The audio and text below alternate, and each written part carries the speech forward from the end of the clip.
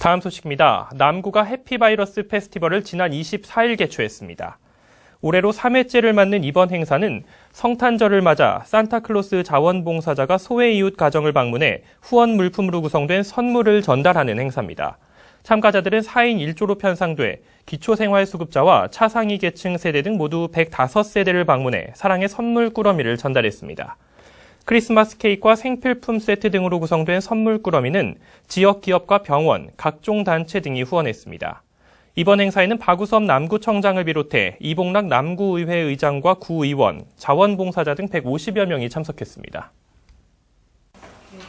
남구가 기후변화 적응대책 세부 시행계획을 수립하고 본격 운영에 들어갑니다.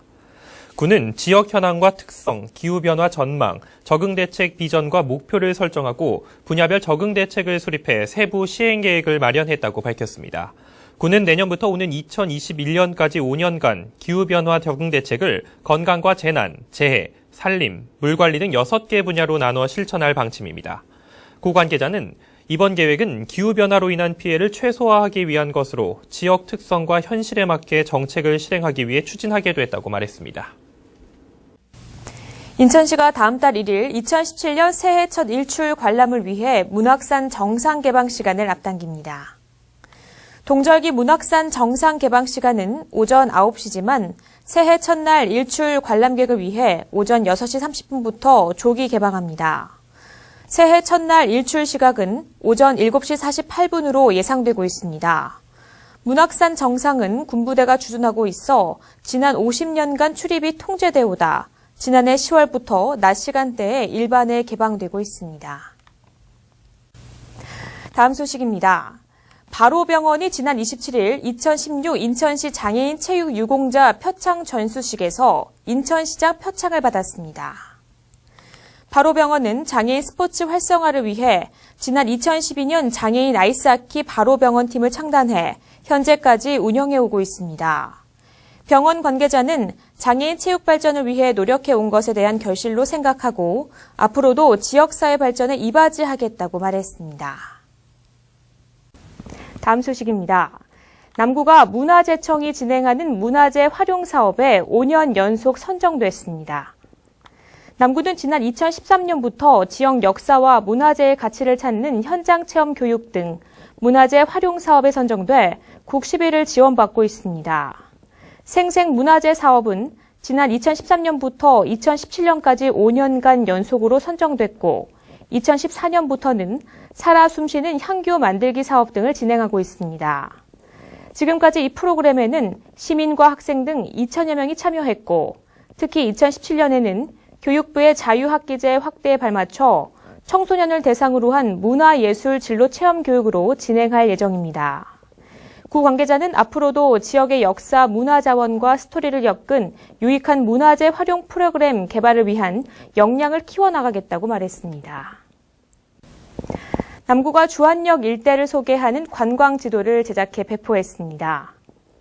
한국어와 중국어가 병기된 지도에는 주안역 부근에 다양한 관광 정보를 담아 크게 증가하는 중국인 관광객에게 숙박시설과 맛집, 쇼핑 공간 등의 정보를 제공합니다. 또 주안역 지하상가와 주안 시민지하상가의 이용 정보도 상세히 담았습니다. 구 관계자는 앞으로도 지속적으로 관광 지도를 배포해 남구를 찾는 관광객들에게 알찬 정보를 제공하겠다고 밝혔습니다. 주안역 관광 지도는 1월부터 주안역 인근 숙박시설과 유동인구가 많은 곳에 배포할 예정입니다. 연말 연시에는 모임이나 술자리가 많죠. 하지만 한두 잔 정도는 괜찮겠지 하고 운전대를 잡다간 큰 낭패를 보게 됩니다. 경찰의 연말 연시 특별 음주 단속 현장을 구자길 기자가 다녀왔습니다. 자정을 앞둔 늦은 시간, 경찰이 음주운전을 단속합니다. 도로를 막고 음주 단속을 벌인 지 얼마 되지 않아 음주운전자가 적발됐습니다.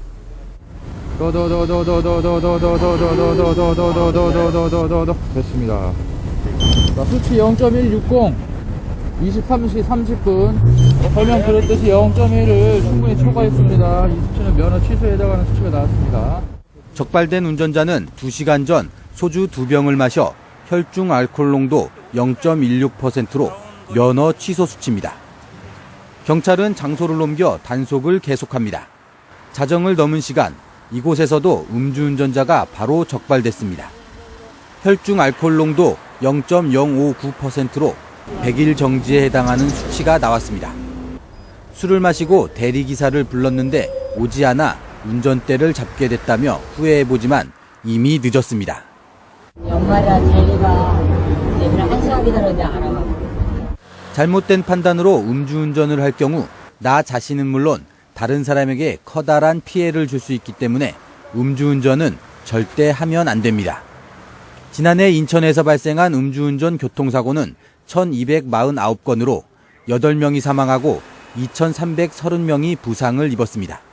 음주운전자들 대부분은 음주 후 충분히 운전할 수 있다는 자신만이 잘못된 자만감으로 운전대를 잡는 경우가 많습니다.